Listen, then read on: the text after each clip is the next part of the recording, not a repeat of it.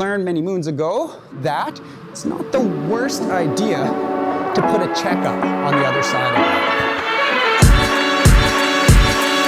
Okay, so for this technique of the week, I'm just gonna go over how to throw a fundamental roundhouse. There are a number of ways to throw every single technique. That's true for the roundhouse as well, so you're gonna learn one of the ways, okay? So again, we're in our fighting stance, and if we wanna throw this rear leg as a roundhouse, it's a little bit awkward to throw with our front foot pointing straight ahead the way it is now. Some people advocate foot straight ahead, some slightly in-turned, some even advocate slightly out-turned. Whatever you're doing, it's still gonna be a little bit awkward to throw the kick without opening up your hips. So the first thing we do is we step to a position that opens our hips and it kind of builds up tension in our hip. So I like to put every single technique into a few steps. So I've got step one, is just to step with an open stance. You can see my inside thigh. It's a good sign that I can throw that kick now. When I do that, I make sure not to step out ahead of my stance. You have to step onto a loaded foot because if I don't have my weight on top of my foot, what am I gonna be standing on? So if I reach my foot out in front of me, it's hard to stay balanced on the kick because I have to get my weight on top of my leg. So I'm gonna step while loading that leg. Step one. As I do that, and this is a lot to absorb, so you practice this slow. As I do that, I bring this hand across my face. I'm protecting myself and I'm getting myself ready to do what's called a counterbalance, okay?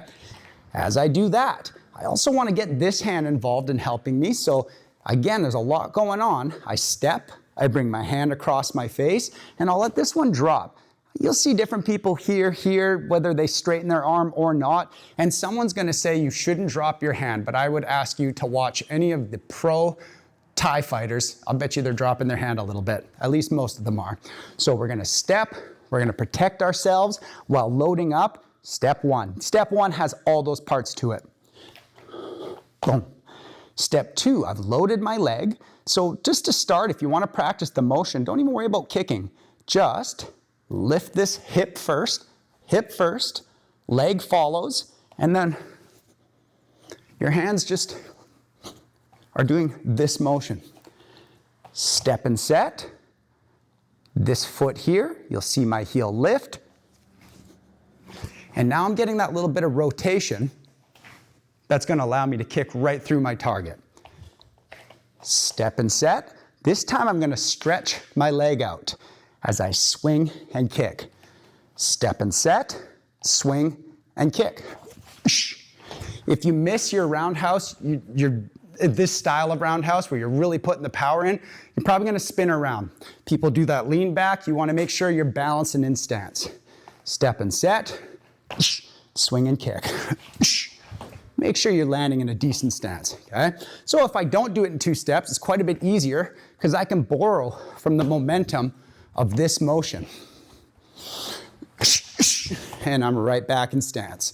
A lot of the time, people will try to counter kick you to the leg. So I also learned many moons ago that it's not the worst idea to put a checkup on the other side of that.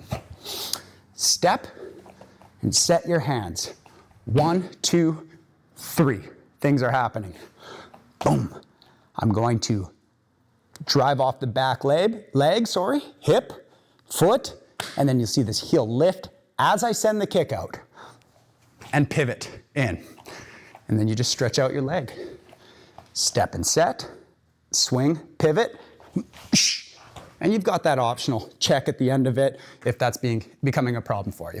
Okay, so we're gonna put the kick on pads, and hopefully you see all these little things that we talked about in terms of the step and set, the swing and stretch. But this time I have something to hit, so I'm not gonna be swinging all the way through. We're gonna get contact, okay?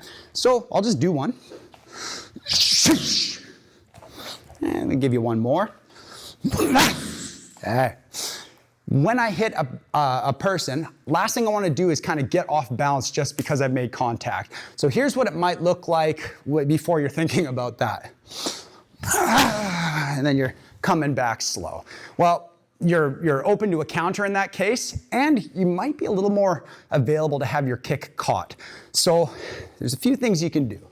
you can hit and bring your leg back really tight, or you can hit and then pull your leg back like you're pulling it out of like a pipe. Someone goes to catch your leg and that just sneaks out of that gap. So I'll try to include that part in this next kick. No way they're gonna catch my kick off that, especially when there's a bit of gusto on it. It kind of knocks them over. Do one more kick, step and set, swing and stretch, and then we're gonna have that nice getting the leg back out of the way right away.